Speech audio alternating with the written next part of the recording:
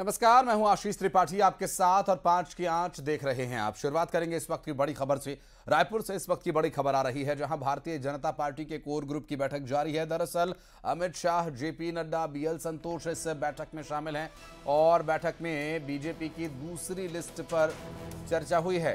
दरअसल इस बैठक की अगर बात करें तो बैठक में चुनाव को लेकर रणनीति बन रही है और इस चुनाव किसी भी तरह से भारतीय जनता पार्टी सत्ता में काबिज होने का प्रयास करेगी और आगामी विधानसभा चुनावों को देखते हुए ये काफी महत्वपूर्ण बैठक मानी जा रही है और बीजेपी कोर ग्रुप की ये बैठक जारी है। और इस बैठक में जहां बीएल संतोष, उसके बाद जेपी नड्डा, अमित शाह सरीखे नेता सभी शामिल हैं।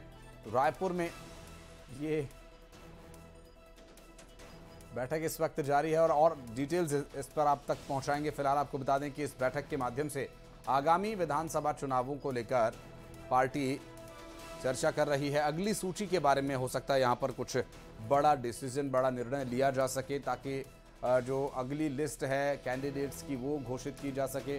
बीजेपी कोर ग्रुप की बैठक चल रही है और रायपुर से ये बड़ी खबर आपको हम बता रहे हैं। अमित शाह, जेपी नड्डा की मौजूदगी में ये बैठक जारी है।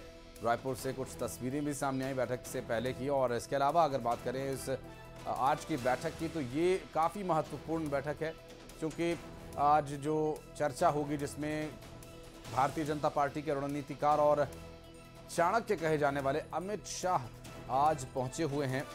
और जिस तरह मध्य प्रदेश में बड़े नेताओं को, सांसदों को, केंद्रीय मंत्रियों तक को उतारा गया है मैदान में, इस बार की बैठक में संभव है कि छत्तीसगढ़ में भी कुछ ऐसा हो सकता है।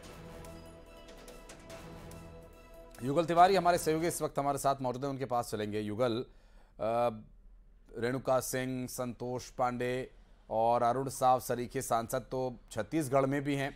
दूसरी सूची के बारे में चर्चा हो रही है। लगभग कितनी देर और ये बैठक चलने वाली है और क्या कयास हैं, क्या चर्चा इस बैठक में है, क्या मुद्दे हैं, अंदर से कोई इनपुट मिल पा रहा है?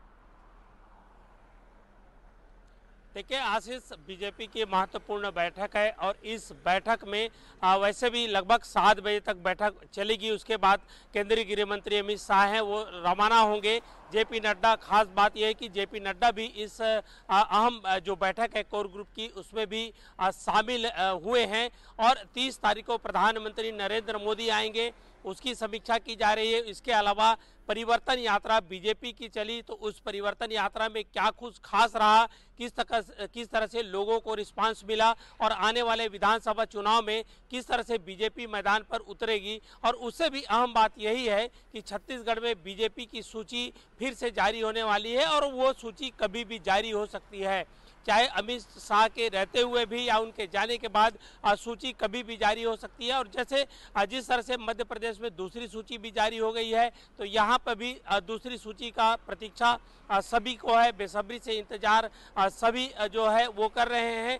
और अगर आप जिस तरह से आपने जो बातें कही है कि यहाँ संतोष पांडे है, जो अरुण साव है, तमाम प्रदेश में ऐसे सांसद भी हैं जो लगातार मुखर होते रहे हैं राज्य सरकार को लेकर के, तो उन्हें भी हो सकता है कि मैदान पर उतारा जा सके। तो बीजेपी की जो सूची की इंतजार सभी को है और उसी को लेकर के तमाम जो मंत्रणा है वो अभी बीजेपी कार्यालय में जारी है। जी लेकिन युगल, चूंकि ये जो बैठक है इसमें बीएल संतोष हैं, अमित शाह हैं, जेपी नड्डा हैं और कौन कौन से छत्तीसगढ़ के चेहरे इस बैठक में शामिल हुए हैं, और ये क्या एक ही अब जो अगली सूची आएगी, क्या इसी सूची में सभी सीटों पर उम्मीदवार उतारने की संभावना है, या फिर जिस तरह से मध्य प्रदेश में चूंकि सीटें अपेक्षाकृत कम हैं छत्तीसगढ़ में, तो क्या है संभावनाएं?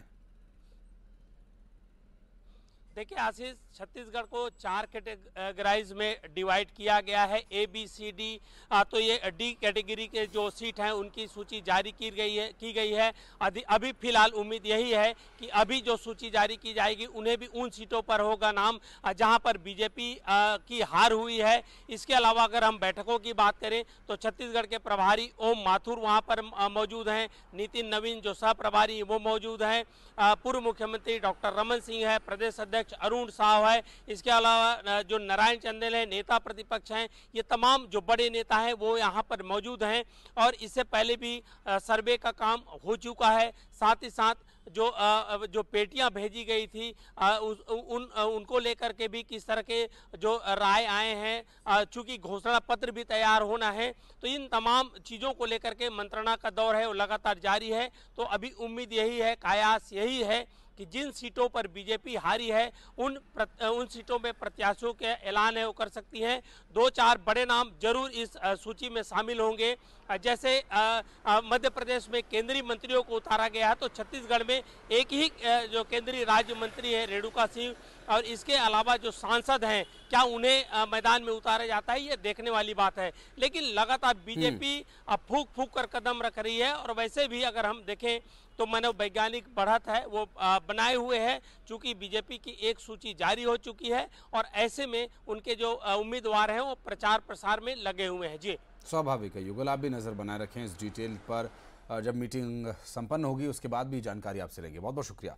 और बढ़ते आगे आपको बता दें कि बलौदाबाजार के भाटापारा में कृषक श्रमिक सम्मेलन का आयोजन भूपेश बघेल सरकार ने किया, और सम्मेलन में मुख्य अतिथि के तौर पर शामिल होने के लिए कांग्रेस के राष्ट्रीय अध्यक्ष मल्लिकार्जुन खड़गे रायपुर पहुंचे थे।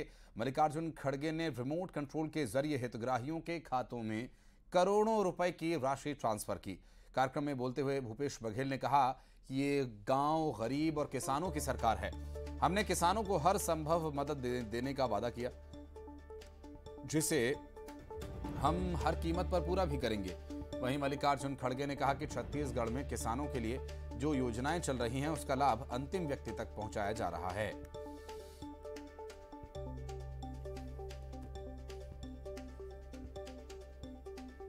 हमारी सरकार है, अभी तक के 73 लाख राशन कार्ड बनाए।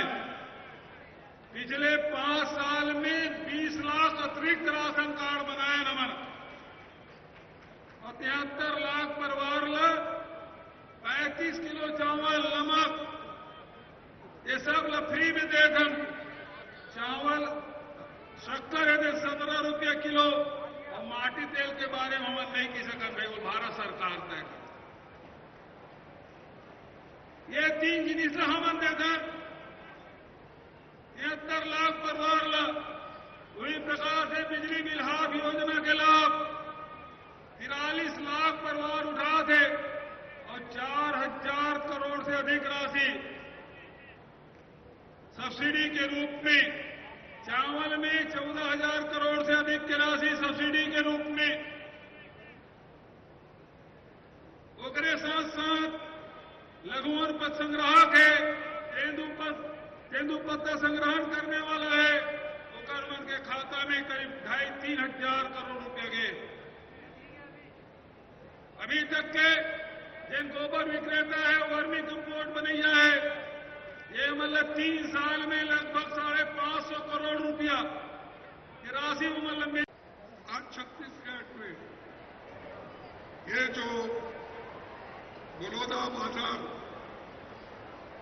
यहां पर कम से कम आज के दिन 2300 करोड़ की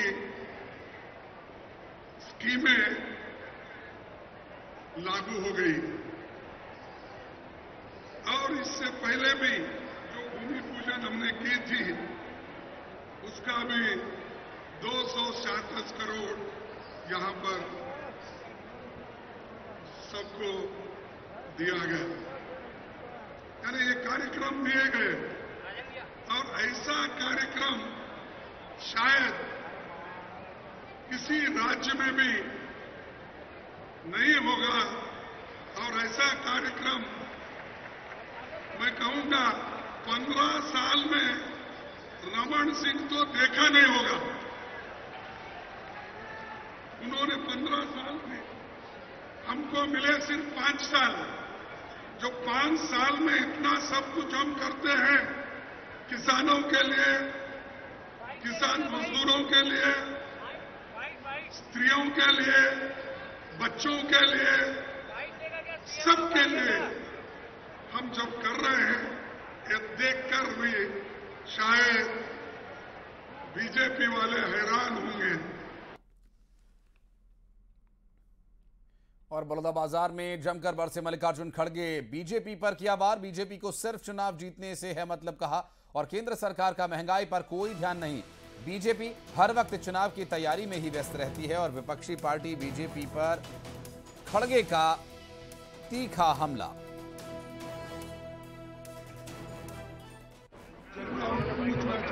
हम तो पूछ रहे हैं, इस सवाल का वो जवाब नहीं दे रहे और सिर्फ दुनिया की बातें करते हैं, लेकिन अपने घर में क्या हो रहा है और मणिपुर में क्या हो रहा है और हर जगह जो क्या आज इन्फ्लेशन का है, अनएम्प्लॉयमेंट का है, किसानों के मुद्दे हैं, रोजगार कम, इस बारे में सोचते नहीं।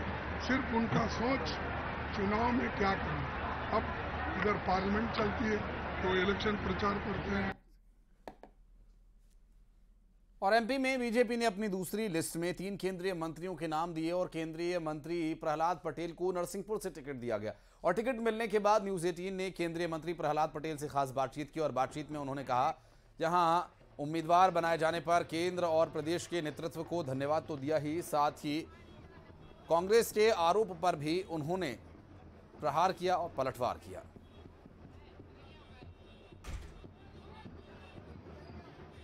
केंद्रीय मंत्री प्रहलाद सिंह पटेल मेरे साथ हैं। सर, चुनाव का ऐलान हो चुका है, 78 उम्मीदवार, उसमें आप भी शामिल हैं, क्या स्थिति है पार्टी की? पार्टी 100% भारतीय जनता पार्टी सरकार बनाएगी मध्य प्रदेश में। मैं पार्टी का आभार इसलिए व्यक्त कर रहा हूं कि मैं अपने इतने लंबे राजनीतिक जीवन में पहली बार विधानसभा का चुनाव लड़ूंगा और पहली बार अपने गृह जिले से चुनाव लड़ूंगा। हाँ, मैं अपने अनुज को जरूर साधुवाद देता हूं कि राजनीति में बहुत स्वार्थ में माँ बेटा, माँ पिता टिकट मांगते रहते हैं, लेकिन उसने अपना सीट जीत करके मुझे दी है और मुझे अपने गृह जिले में जाकर चुनाव लड़ने का गौरव प्राप्त होगा और इसलिए मैं खुश भी हूं और आभार व्यक्त करता हूं अपने केंद्रीय नेतृत्व का और राज्य के नेतृत्व का। सर, आपने तो आभार व्यक्त कर दिया और संकेतों में कह भी दिया परिवारवाद की बात, जो पार्टी दूसरे लगातार कांग्रेस पे कहते थे कि परिवारवाद आपके यहाँ नहीं है। इधर क्या मान लें कैलाश विजयवर्गीय की जगह उनके बेटे की जगह कैलाश विजयवर्गीय को टिकट दिया गया, तो आकाश विजयवर्गीय भी इसी तरह से मान लेंगे वो पिताजी के लिए रास्ता साफ? उसके लिए आपको तीसरी सूची का इंतजार करना पड़ेगा और शायद आखिरी तक सूची का इंतजार करना पड़ेगा। ये अटकलबाजियां हो सकती हैं, पर मुझे लगता है कि इन बातों पर बहस का सवाल ही नहीं है। भारतीय जनता पार्टी में कोई कार्यकर्ता, आकाश पहले से विधायक है, इसलिए मैं उसको कोई टिप्पणी नहीं करूंगा, लेकिन मुझे लगता है कि आपके प्रश्न का उत्तर यही है कि आखिरी सूची तक आपको इंतजार करना पड़ेगा। इंतजार करना पड़ेगा। लेकिन सर, जैसे बड़े नेताओं को टोटल 3 मंत्री और 4 सांसदों को मैदान में उतारा है, तो कांग्रेस से आरोप लगा रही है, खास करके सीधा जो राज्य के प्रभारी हैं रणदीप सिंह सुरजेवाला, वो ये कहते हैं कि इसके पीछे ज्योतिरादित्य सिंधिया और मुख्यमंत्री उनकी साजिश है, इसलिए उन्होंने अपने विरोधियों को चुनाव मैदान में उतार दिया, क्योंकि बीजेपी हार रही है, इसलिए हम तो डूबेंगे, सनम तुम्हें भी लेके डूबेंगे। इस तरह का आरोप रणदीप सिंह सुरजेवाला का है। सुरजेवाला ने मध्य प्रदेश का नक्शा देखा होगा, जिले भी नहीं घूम पाएगा चुनाव तक पूरा, तो मुझे लगता है उसे तो टिप्पणी करने का अधिकार नहीं है। पहले कांग्रेस के नेताओं की उम्र तो देख ले भाई। हमारा जो मुख्यमंत्री अभी है वो पिछले 18 साल से है और उसकी उम्र कितनी है? तुम तो 75 पार नेतृत्व की बात कर रहे हो, जो थका मादा। हम पर उंगली उठाने के पहले कांग्रेस अपनी सूची जारी कर दे। पहली सूची जारी हुई तो सख्ते में आ गई, मौन रही कांग्रेस। दूसरी में बौखला गई और फिर तो वो तमाम तुलनाएं कर रही है। भाई चुनाव है, ये लोकतंत्र है, आइए सामने, तैयार है। ये भारतीय जनता पार्टी ही है जिसके पास में दूसरी पंक्ति का और तीसरी पंक्ति का नेतृत्व है। और आज अगर हम 18 साल जिस राज्य में हमने सरकार चलाई है, अगर उसमें कोई अनुभवी आदमियों को अवसर दिया जा रहा है, तो कांग्रेस के पेट में दर्द नहीं होना चाहिए। आपके पास हो तो आप लड़ा दो। आपकी तो अभी सूची ही नहीं बनी, घोषणा करने की बात है। पहली की दूसरे में ये हालत है कांग्रेस की, तीसरी में क्या होगी मैं उसका इंतजार कर रहा हूँ। सर, पहली तारीख को गृह मंत्री अमित शाह आ रहे हैं और 2 तारीख को पीएम, तो सरकार और संगठन की तरफ से बिल्कुल संदेश साफ कि कहीं कोई कमी ना रह जाए, 2018 को 2023 में नहीं दोहराना बीजेपी के लिए। मुझे लगता है अभी कांग्रेस को हिसाब लगाना पड़ेगा कि वो कहां से शुरू होगी। अभी तो शुरू करने की समस्या उसके सामने है। प्रधानमंत्री जी 5 तारीख को जा रहे हैं। हमारी वीरांगना रानी दुर्गावती की 500वीं जयंती है और मध्य प्रदेश सरकार ने ये ऐलान बहुत पहले किया हुआ था कि हम 100 करोड़ से रानी दुर्गावती का वो स्थान बनाएंगे, क्योंकि जब तक रानी दुर्गावती का राज रहा, वो जीवित रही, उनकी शहादत के पहले मुगल गोंडवाना में पैर नहीं रख सके। लेकिन कभी चर्चा नहीं की इनने। सिंगौरगढ़, जहां से मैं सांसद हूं, उनकी पहली राजधानी थी। जहां का मैं पैदा हुआ हूं, नरसिंहपुर, वहां चौरागढ़ उनकी दूसरी राजधानी थी। मुझे लगता है कि आने वाली पीढ़ी को कि 500 साल पहले मातृशक्ति की सामर्थ्य क्या थी।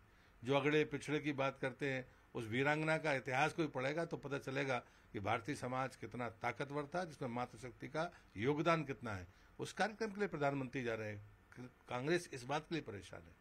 सर, इसी मातृशक्ति की बात कर रहे हैं तो आज ही कांग्रेस के अध्यक्ष मल्लिकार्जुन खड़गे ने ट्वीट किया, जैन में जो लड़की के साथ हैवानियत हुई है तो वो उसको कह रहे हैं कि ये एक तरफ आप महिला आरक्षण लाते हैं और दूसरी तरफ महिला आप ही के राज्यों में, और का नाम लेके कहा कि मध्य प्रदेश में सबसे ज्यादा महिलाओं के अपराध हैं। ये दोहरा चरित्र है। राजस्थान के बारे में खड़गे जी बोलते तो अच्छा लगता, तो न्याय मान, मुझे लगता कि न्याय कर रहे हैं। ये सिलेक्टेड बातें नहीं हो सकती।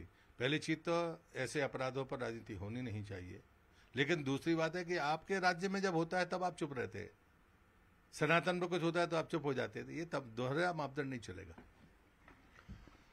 तो प्रहलाद पटेल साहब कह रहे हैं कि कांग्रेस का दोहरा मापदंड है, महिलाओं को लेकर वो अब नहीं चलेगा। कैमरामैन बीनू के साथ नई दिल्ली से अशरफ काज़मी, न्यूज़ 18। और खबरें आगे भी जारी रहेंगी। वक्त एक बहुत छोटे से ब्रेक का है, जल्द लौटते हैं।